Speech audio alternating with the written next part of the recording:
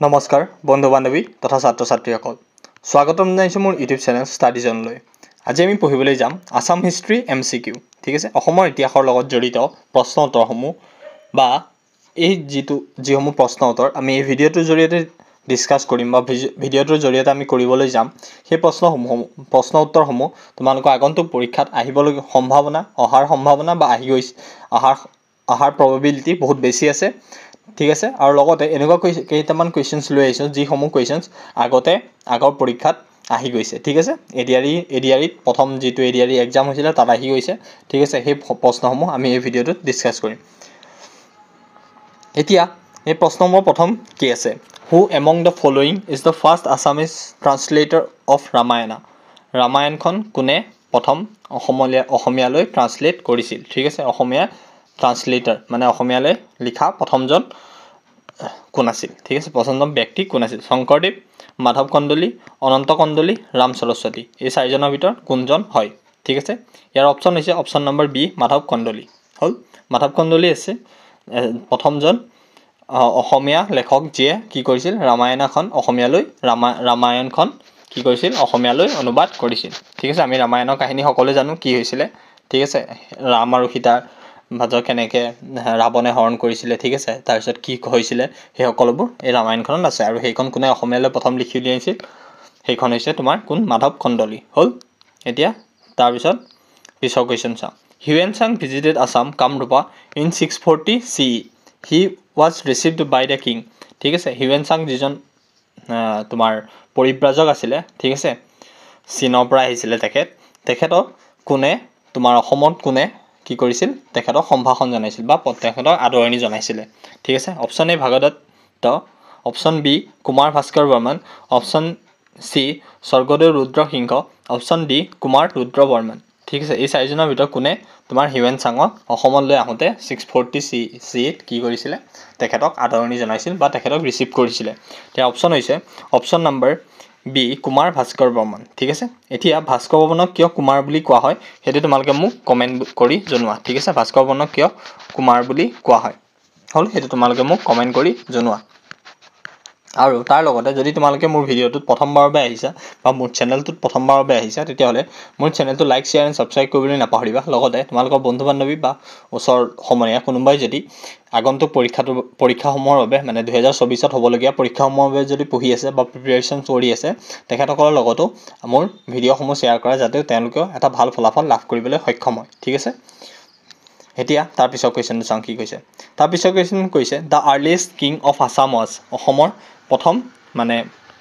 এইকেইজনৰ ভিতৰত, ঠিক আছে, এই চাৰিটাৰ ভিতৰত প্ৰথমজন কোন আৰ্লি আছে, মানে প্ৰথম কোন আহিছিলে। ঠিক আছে, অসমত ৰাজত্ব কৰিছিলে। Option A Mahiranga Danav, option B Narakasur, option C Bhaskar Barman আৰু অপশ্যন ডি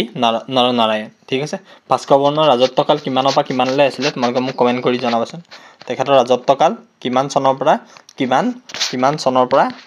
কিমান চনলৈ আছিলে তোমালোকে মোক কমেণ্ট কৰি জনাবা। ঠিক আছে, কমেণ্ট কৰি জনাবা। হ'ল, আৰু মহিৰংগ দানৱ। ঠিক আছে, মহিৰংগ দানৱ, নৰকাসুৰ, ভাস্কৰ বৰ্মন, নৰনাৰায়ণ, এই চাৰিজনৰ ভিতৰত প্ৰথমজন ৰজা কোন আছিল। ঠিক আছে, সেইটো হৈছে মহিৰংগ দানৱ। ঠিক আছে, মহিৰংগ দানৱ যিটো ডাইনেষ্টি আছে সেইটো কি হৈছিলে, প্ৰথম মহিৰংগ দানৱৰ পৰাই কি হৈছিল, দানৱ ডাইনেষ্টিটো আৰম্ভ হৈছিলে। গতিকে মহিৰংগ দানৱ হৈছে তোমাৰ দানৱ ডাইনেষ্টিৰ কি হৈছিল, প্ৰতিষ্ঠাপক আছিলে। ঠিক আছে, আৰু তেখেত আছিলে অসমৰ কি হয় প্ৰথমজন ৰজা। হ'ল, এতিয়া তাৰপিছৰ কুৱেশ্যন চাওঁ। In ancient Sanskrit literature Assam was mentioned as. আমাৰ যিখন এনচিয়েণ্ট পুৰণি সংস্কৃত লিটাৰেচাৰ আছে তাত অসমক কি বুলি মেনশ্যন কৰা হৈছে। ঠিক আছে, অসম যিটো নাম আছে তাক কি বুলি নামেৰে জনাজাত আছিলে। ঠিক আছে, যিখন আমাৰ সংস্কৃত লিটাৰেচাৰ আছে সেই সংস্কৃত লিটাৰেচাৰসমূহত অসমক কি নামেৰে জনা যায়। ঠিক আছে, Kamrupa, Pragjyotisha, both A and B আৰু নন অফ দ্য এবভ, মানে কামৰূপ বুলি জনা গৈছিল নে প্ৰাগজ্যোতিষ বুলি জনা গৈছিল নে অপশ্যন চি এ আৰু বি মানে কামৰূপ আৰু প্ৰাগজ্যোতিষ দুইটা নামেৰে জনা গৈছিল, আৰু option D none of the above মানে ওপৰৰ এটাও নহয়। ঠিক আছে, এই চাৰিটাৰ ভিতৰত কোনটো অপশ্যন শুদ্ধ। ইয়াৰ অপশ্যন হৈছে option number C, both A and B। ঠিক আছে, কি হৈছিলে, সংস্কৃত লিটাৰেচাৰ যিবিলাক সংস্কৃত কিতাপ আছিলে বা যিবিলাক সংস্কৃত সাহিত্য আছিলে সেইবিলাকত অসমক কি কামৰূপ আৰু প্ৰাগজ্যোতিষা দুইটা নামেৰে জনাজাত আছিল। হ'ল, এতিয়া তাৰ পিছৰ কুৱেশ্যন চাওঁ কি কৈছে। Bhagadatta who sided with Kauravas in the Mahabharata war belong to the which legendary dynasty of Pragjyotisha ঠিক আছে ভগদত্ত যিজন আছিল ৰজা আছিলে তেখেতে কি কৰিছিল কৌৰৱৰ হৈ পেলাই মহাভাৰতৰ যিখন যুদ্ধ হৈছিল সেই মহাভাৰতৰ যুদ্ধত কি কৰিছিলে কৌৰৱৰ হৈ মহাভাৰতৰ যিখন যুদ্ধ আছিল তাত কৌৰৱৰ হৈ পেলাই মানে যুদ্ধত আগভাগ লৈছিলে বা যুদ্ধত কৰিছিলে এতিয়া আমাক সুধিছে যে কাৰ হৈ কৌৰৱৰ হৈ ঠিক আছে এতিয়া আমাক সুধিছে সেই ভগদত্তৰ যিখন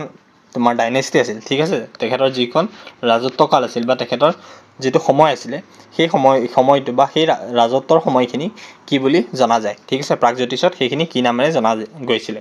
option A Danava dynasty option B Bhauma dynasty option C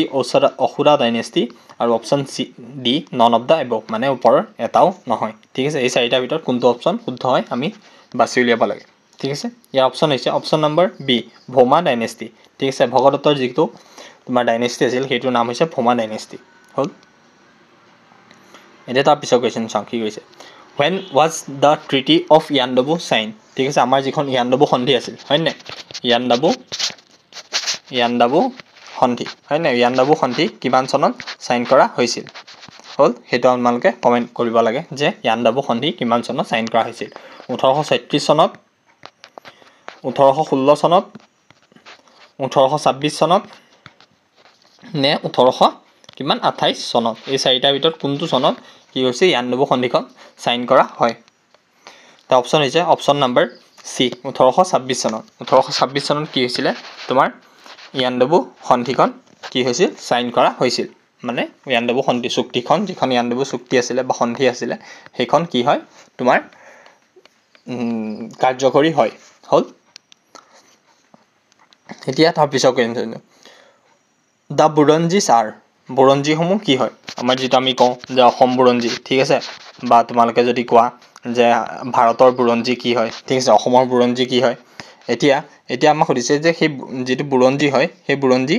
কি হয় the Buranjis are autobiographical writings of Ahom rulers autobiographical writing আহোমসকলে নিজৰ বিষয়ে বা আহোমৰ ৰাজত্বকালৰ বিষয়ে লিখা সেই যিখিনি বস্তু আছে সেইখিনিক আমি বুৰঞ্জী বুলি কওঁ তাৰপিছত ডায়েৰিজ ৰিটেন বাই দ্য মনাৰ্কছ ঠিক আছে ৰজাসকলে যিবিলাক নিজৰ ডায়েৰী লিখিছিলে মানে ডায়েৰী লিখিছিলে ঠিক আছে ডায়েৰী লিখিছিলে সেই ডায়েৰীসমূহ তোমাৰ ডায়েৰী বুলি ক'লে তোমাৰ ধৰা সেইটো সময়তো তেনেকুৱা একো নাছিলে বিশেষ ঠিক আছে গছৰ ছাল কাটি পেলাই যিবিলাক তোমালোকৰ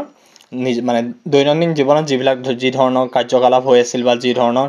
ঘটনাসমূহ ঘটি আছিলে সেইবিলাক যিসকল ৰজাবিলাকে লিখিছিলে সেইবিলাকক আমি বুৰঞ্জী বুলি কওঁ তাৰপিছত ক্ৰনিকলছ ঠিক আছে এটাৰ পিছত এটাকে ৰাজত্বকালৰ যিবিলাক আমি হেৰি পাওঁ ঠিক আছে প্ৰতিটো ধৰা বংশই এইটো বংশই কিবা এখন লিখিলে সেইটো বংশ তাৰপিছত অমুকটো বংশ আহিলে সেইবিলাক য'ত ডিটেইলছত ডিছকাছ কৰা হয় বা নন অফ দ্য এবভ মানে ওপৰৰ এটাও নহয় ঠিক আছে এতিয়া কোনটো হয় অপশ্যন হৈছে অপশ্যন নম্বৰ চি ক্ৰনিকলছ ঠিক আছে এইটো হৈছে সেইবিলাক ক্ৰনিকলছক কি কয় বুৰঞ্জী বুলি জনা যায় হ'ল মানে বুৰঞ্জী অৰ্থ হৈছে হ'ল তাৰপিছত which of the following books is the most important literary source for the study of early history of Assam ঠিক আছে আমাৰ যিটো আৰ্লি পৌৰাণিক ইতিহাস আছে বা আৰ্লি হিষ্ট্ৰী আছে মানে হিষ্ট্ৰী যিখিনি প্ৰথম ভাগটো ঠিক আছে পৌৰাণিক হিষ্ট্ৰী মানে এনচিয়েণ্ট আছাম বুলি তুমি ক'ব পাৰা যে এনচিয়েণ্ট আছামৰ যিখিনি কথা আছে সেইখিনি তোমালোকৰ কোনখন কিতাপত পোৱা যায় option A Mahabharata option C Kalika পুৰাণা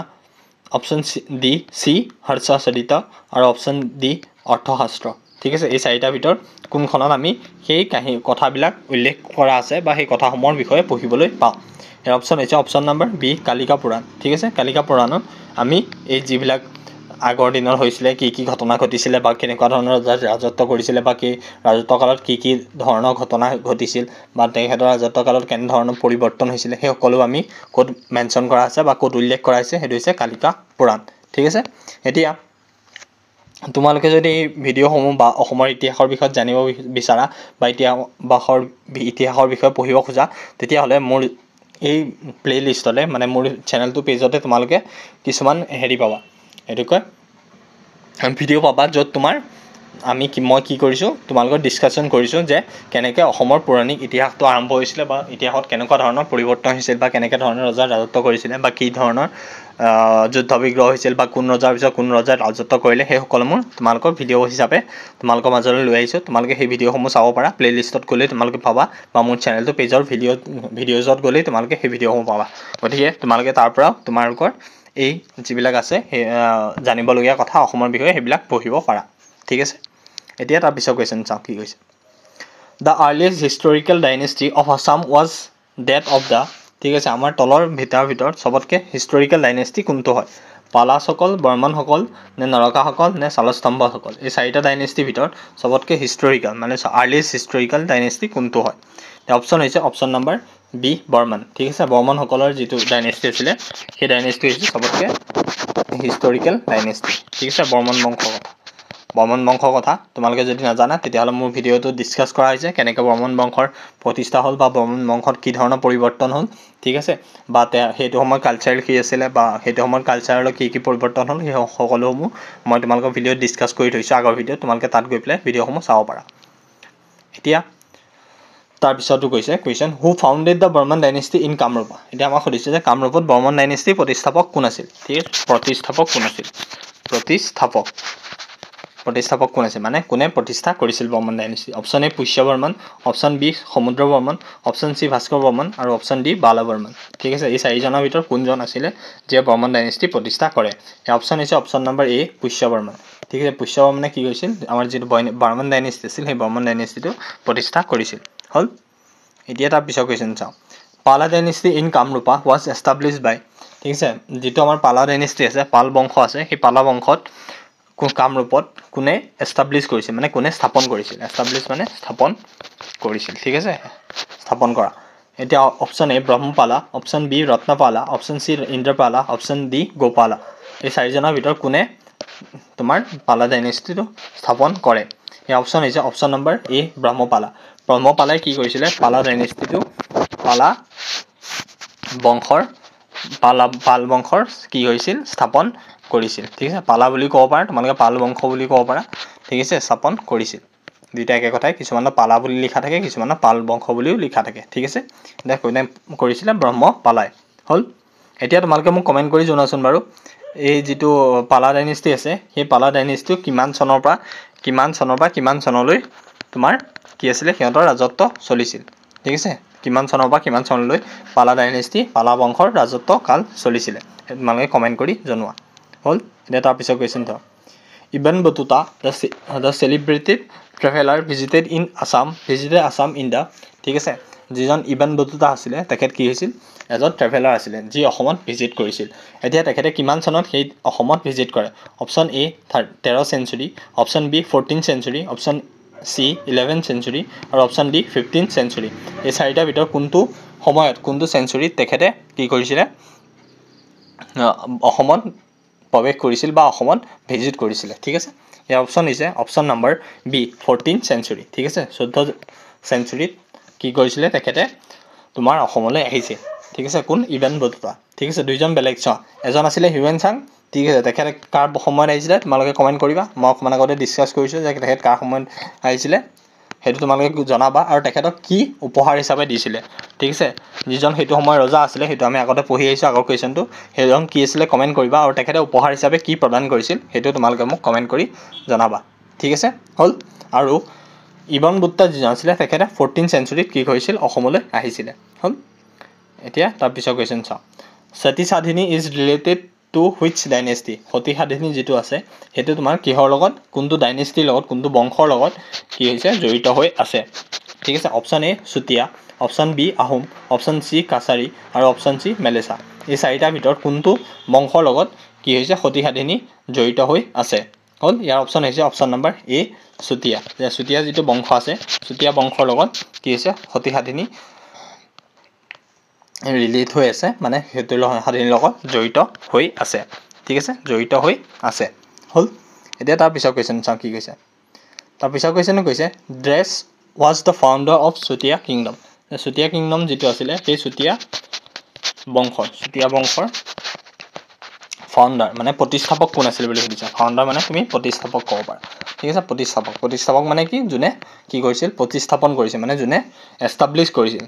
যিজনে যে আমাৰ চুতীয়া কিংডমটো কি কৰিছিলে প্ৰতিস্থাপন কৰিছিল মানে তেখেতেই প্ৰথম চুতীয়া কিংডম আৰম্ভ কৰে সেইজন হৈছে Birpal option B Nityapal option C Gopal আৰু অপশ্যন ডি অমৃতপাল এই চাৰিজনৰ ভিতৰত কোনটো অপশ্যন শুদ্ধ এই অপশ্যন হৈছে অপশ্যন নম্বৰ এ বীৰপাল ঠিক আছে বীৰপালে কি কৰিছিল চুতীয়া কিংডমৰ আৰম্ভ কৰিছিল হ'ল এতিয়া তাৰ পিছৰ কুৱেশ্যন চাওঁ কি কৈছে পইচা কুৱেশ্যন কৈছে in which year Srimanta Sankardev was বৰ্ণ। ঠিক আছে, শ্ৰীমন্ত শংকৰদেৱৰ কেতিয়া জন্ম হৈছিল। ঠিক আছে, শংকৰদেৱৰ কেতিয়া জন্ম হয়। 1449 চন, 1569 চন, 1439 চন আৰু 1538 চন। এই চাৰিটাৰ ভিতৰত কিমান চনত কি হৈছে শংকৰদেৱৰ জন্ম হয়। অপশ্যন হৈছে অপশ্যন নম্বৰ A 1449। আমি সেইটো সকলোৱে জানো। ঠিক আছে, এতিয়া তোমালোকে মোক কোৱাচোন মাধৱদেৱৰ জন্ম কেতিয়া হয়। ঠিক আছে, মাধৱদেৱৰ জন্ম কেতিয়া হয় সেইটো তোমালোকে মোক কমেণ্ট কৰি জনোৱা। হ'ল, এতিয়া তাৰ পিছৰ কুৱেশ্যন চাওঁ কি হৈছে। তাৰ পিছৰ কুৱেশ্যন নাই, আজি ভিডিঅ'সমূহলৈ ইমানেই কুৱেশ্যন আছিলে। ঠিক আছে, আৰু নেক্সট ভিডিঅ'ত আকৌ এটা কিছুমান দৰকাৰী প্ৰশ্ন লৈ আহিম বা প্ৰশ্ন উত্তৰ লৈ আহিম। তেতিয়ালৈকে থেংক ইউ ফৰ ৱাচিং মাই ভিডিঅ'। আৰু এনেকৈ মোৰ ভিডিঅ'সমূহ আৰু বেলেগ লগৰ সমনীয়াৰ লগত শ্বেয়াৰ কৰি থাকিবা আৰু তেওঁলোকেও অৱগত কৰাবা মোৰ চেনেলটোৰ বিষয়ে, যাতে তেওঁলোকেও এটা ভাল ফলাফল লাভ কৰিব পাৰে। ঠিক আছে, থেংক ইউ।